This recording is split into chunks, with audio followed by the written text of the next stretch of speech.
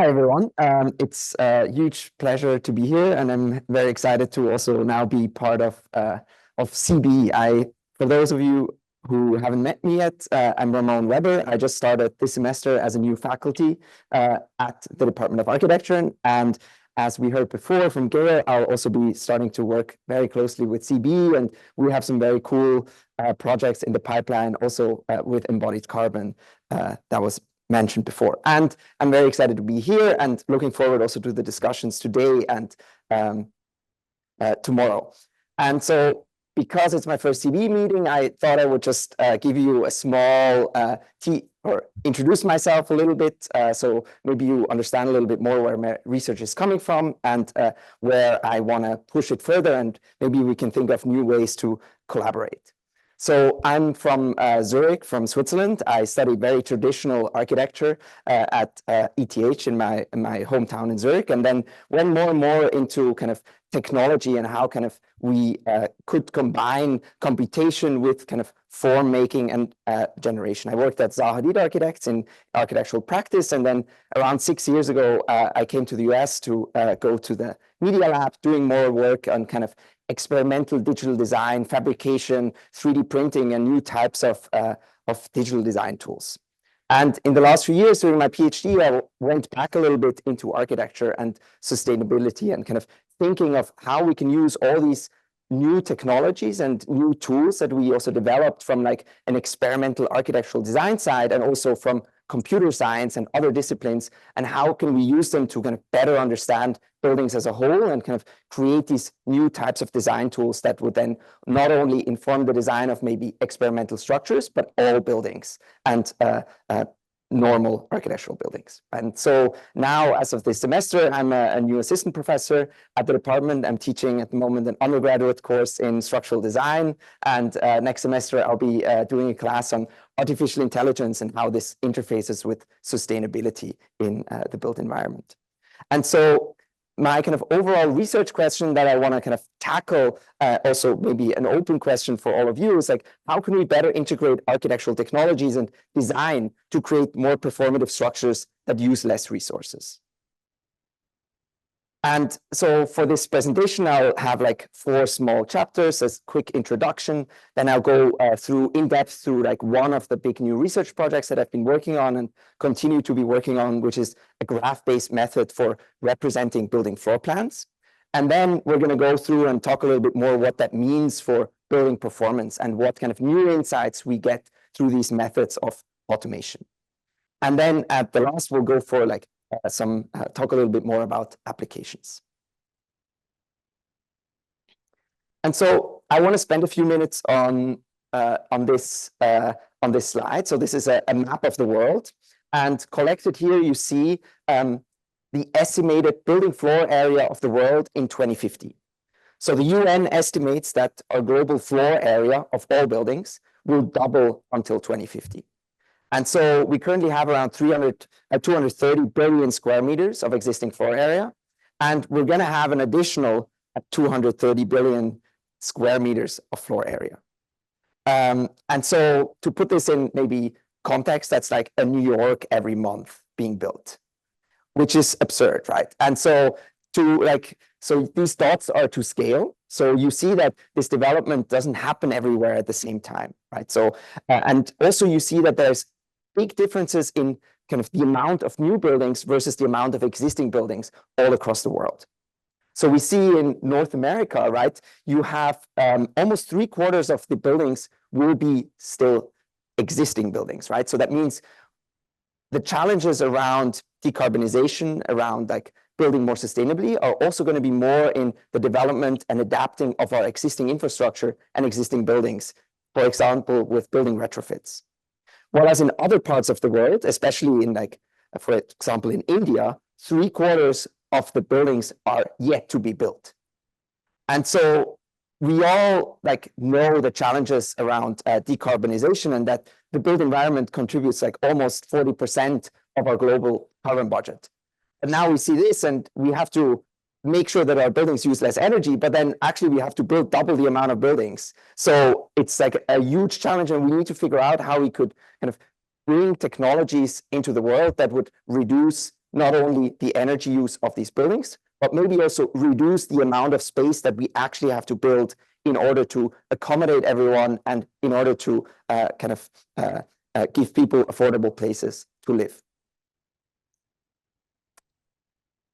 And so I want to kind of think a little bit about what technologies could help us to provide higher quality housing for more people using less materials, less energy, and also less space. Because the less we have to build, the less overall we have to expend in terms of carbon. And so this also kind of goes a little bit into what we can measure and how we can use those things to kind of inform our decisions, right? Like we all work on kind of building energy models, right? So we can measure really well how much energy a building uses. We can measure really well we try to measure what the local carbon emissions are of a local electricity grid, right? So we have an understanding of how much how much energy a building uses. We measure this in operational carbon emissions of kilogram carbon per square meter per year. Also, we know how to measure embodied carbon, right? Even though there's still a lot of research to be done on what that means for actually building, we know how we can look at a bill of materials, tell us material quantities, and then use that to quantify how much embodied carbon we have in a building, right? And so we also have that in kilogram per square meter.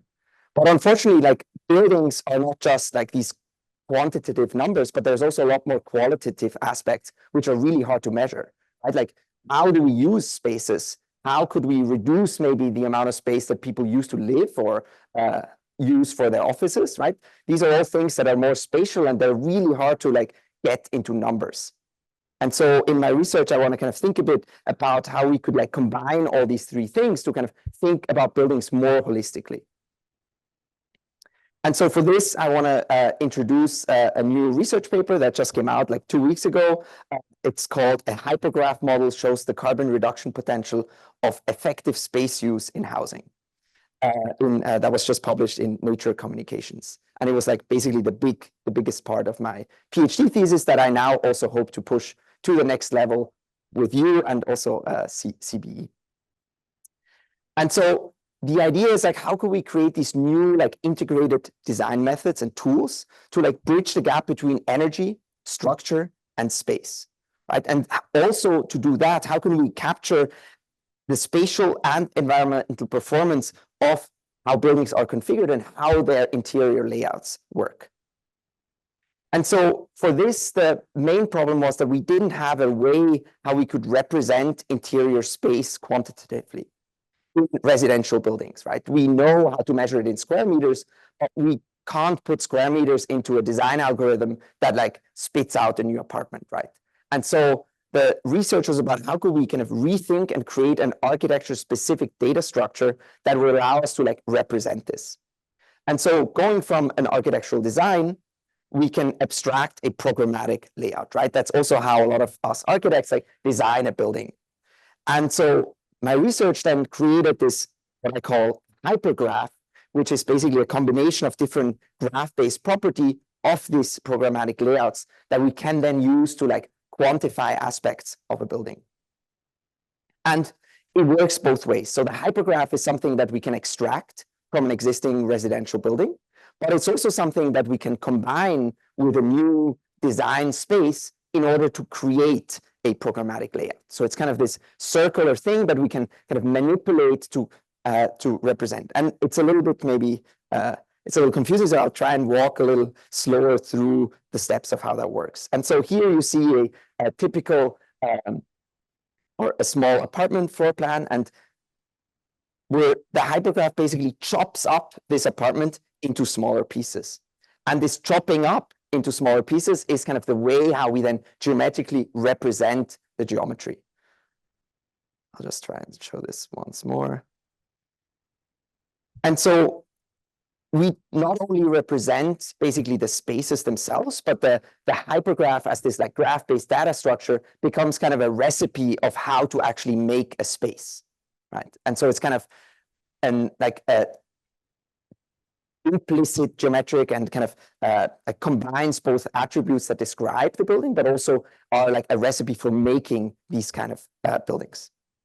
And so in my research at the moment, I only focused on small like residential buildings as kind of a first case study, but we're kind of trying and working on like how we can expand that to describe buildings all across typologies. And so we extract this kind of information of the hypergraph that represents both like the configuration and geometric properties of a building, and also the adjacencies of rooms that are typically kind of used to describe, right? You can go from your kitchen to your bathroom or from your living room to your bedroom. And it's a very important property to kind of figure out how a layout actually works.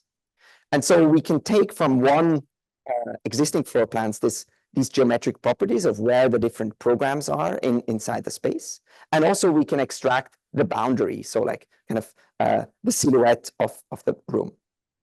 And then the hypergraph that I created was this kind of combination of like thinking about the spatial subdivision in a more, you can think of it as kind of a tree-based structure that once you go down this tree, you kind of subdivide the space into smaller subspaces. And so this is then combined with a very traditional way of how we actually can measure building floor plans, which is adjacencies. There has been a lot of research over the last decades that have that look at different ways of how these adjacencies can be captured and also implemented.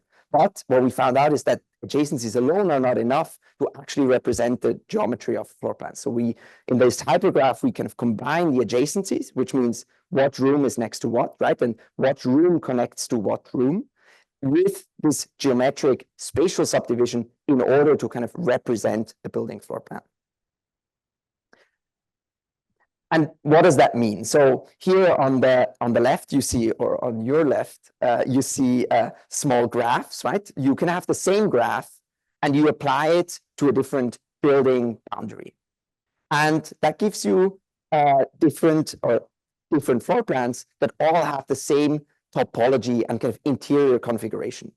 And so you can see if the same graph is being applied to different boundaries, all the rooms are kind of still somewhat the same geometrically, right? The same room connects to the same room, and the sizes of the rooms are also the same depending on the different configuration. They're just shaped a little bit different because they're subdivided differently. On the other hand, we can use different hypergraphs and apply them to the same boundary, right? And that kind of shows how we can capture these different geometric properties of floor plans inside of this graph, and then use that to kind of represent very different or test different building layouts inside of the same boundary. And so I'll just give you a teaser what that means. And the interesting thing is, because it's all just geometry, it's extremely fast. And we're kind of working on creating these like design tools that would implement this also in real time in design softwares that architects or engineers could use, right? And so here you see a small screenshot of just me pulling around a boundary of a residential space, and with it kind of it's changing the geometry, but also because the same hypergraph has been applied to all of these floor plans, it retains its geometric configuration inside. But so now we know how to, or maybe a little bit more, how we can capture and kind of represent building floor plans. But what does that actually mean, right? What kind of new insights could we get in terms of building performance, which is what we're all interested in, right? How we can use this knowledge maybe to decarbonize buildings. And for this, we like created a database of different floor plans from different cities. And we looked at 3 different cities. I'm going to present 2 of them, Zurich and Singapore, where we basically try to like capture many different apartment layouts from there to kind of get a representative data set of floor plans of capturing different houses from 1-bedroom apartments to 5-bedroom apartments in these different contexts. And so it was interesting to kind of then see how we could use these hypergraphs to not only like capture and represent, but also then to kind of figure out what are the differences between those different cities. And so you can think about it as like having like these different floor plans and then capturing them inside this new data structure, the hypergraph. And so then I created a database with like hundreds of different floor plans from these different cities. And the beauty of the hypergraph is that we can then store them, the building floor plans, which are complex CAD data, right? That is kind of hard to like compare, into a comparable format, which is this graph-based format that we can use machines to like compare it. And so these hypergraphs can then be used to automatically generate building geometry, right? Because I showed you before, there's this loop that we can use the graphs to then recreate a building configuration. And we can use this and plug into existing workflows around daylight analysis and energy modeling, for instance, right? And so you can automatically create an energy plus model using the hypergraph representation. And then also we can use it for new types of spatial analytics inside the space. And so what does that mean, right? So we can use the hypergraph to like measure hypothetical indoor comforts of an apartment. And we can also use it to measure the impact of things like a building envelope upgrade. And so that's what we then did. So we used the same hypergraph configuration to automatically generate two different versions of a building. And then one building had a standard building envelope, and the other building had a high-performance building envelope, but their configuration stayed the same. And then, of course, we can all measure the savings that this envelope upgrade gives us. The second thing is that we can use kind of automated analysis workflow to like look at the spatial analysis inside the structure. And so looking at kind of ways of how we can actually use blocks of furniture to think about how we can kind of measure the space inside. And so we then use these blocks of furniture that we plug into the building floor plan to kind of tell us how much of the space is actually used. And we can then use this to compare it to, let's say, a standard apartment in a neighborhood. And then like comparing like how much of the savings we have that we would get from reducing the area of a building, right? And so we can then compare the savings for reducing building area with the savings from increasing the building envelope into like a high performance building envelope, and kind of think about what this kind of difference of between like reducing area or creating a building envelope is. And so we did that with different cities. And so here is just two examples of Zurich and Singapore. And the interesting thing that we found out is that actually in a very mild climate like Zurich in Europe, the area is much more important. And it's much more important to actually kind of have very compact buildings versus like upgrading building envelopes. So that also means that we have to pay more attention to the architectural design itself, and that's actually what kind of is a huge driver of sustainability. Of course, on the other hand, in a very hot and humid climate such as Singapore, the building envelope is crucial. Also has to do that in Singapore, there's a lot of government-built housing that is already extremely compact, so there is not much that we can optimize. And another kind of interesting opportunity is then kind of thinking of this, how we can compare different apartment floor plans in something like in terms of daylight, right? So here we have a scatter plot of like different apartment configurations that have the same boundary. And on the x-axis, you see the performance of daylight, spatial daylight autonomy, so how much daylight gets into the room. And then we have the EUI, so all of them use kind of a similar amount of energy, right? Because they have the same massing and the same building envelope. But what we can see is we found that actually there was like a 35% difference, right? In terms of the daylighting inside the space, just depending on the configuration. So there's a huge potential in kind of using these kind of tools in architectural design to give us more quantitative insights of what we do. And so we can think of also like geometry and configuration. We can use this to kind of think of how we can automatically generate these new types of structures or kind of interior layouts that might prompt us to kind of rethink how we configure a building at the moment. It also like maybe tells us like how our design too big, too small, right? So here are some examples. In the top row, you see some real floor plans from the one on the left is from Singapore and the larger one from Zurich, from Switzerland, where you then see that actually in one of them, you could even have another bedroom, whereas the other one with kind of the furniture block interior spatial metrics that we have it might be very compact, and you should actually maybe consider removing one of the bedrooms. And so now I'm running out of time, so I'll just go very briefly through some like interesting new applications that we would think. And one of the biggest and maybe obvious ones is like thinking about how we can use this to help the residential conversion of existing office buildings in cities, right? We all know the downtowns are like sprawling with empty office buildings that now kind of need to find new uses. And so one of the ideas, right, is like, could we use these kind of tools of automation to kind of think about different ways of how they could like generate these layouts. And so we could apply these hypergraphs not only to a single apartment, but actually to a whole building.